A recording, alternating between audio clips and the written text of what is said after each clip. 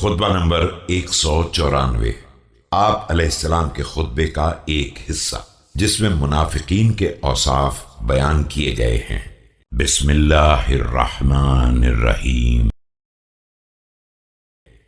نحمده على ما وفق له من الطاعة وزاد عنه من المعصية ونسأله لمنته تماما فبحبله اعتصاما ونشهد أن محمدا عبده ورسوله خاض إلى رضوان الله كل غمرة۔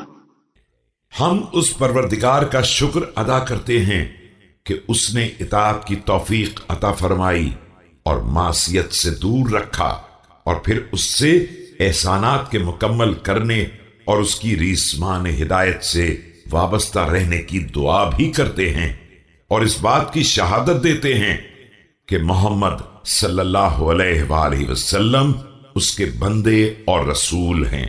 انہوں نے اس کی رضا کی خاطر ہر مصیبت میں اپنے کو ڈال دیا، وتجرأ فيه كل غصة وقد تلون له الأدنون وتألب عليه الأقصون وخلعت إليه العرب أئنتها، اور ہر غصے کے گھونٹ کو پی لیا۔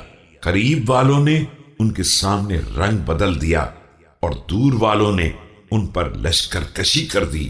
عربوں نے اپنی زمام کا رخ ان کی طرف موڑ دیا، وضربت إلى محاربته بطون رواحلها حتى أنزلت بساحته عداوتها من أبعد الدار وأسحق المزار، اور دور دراز جگہوں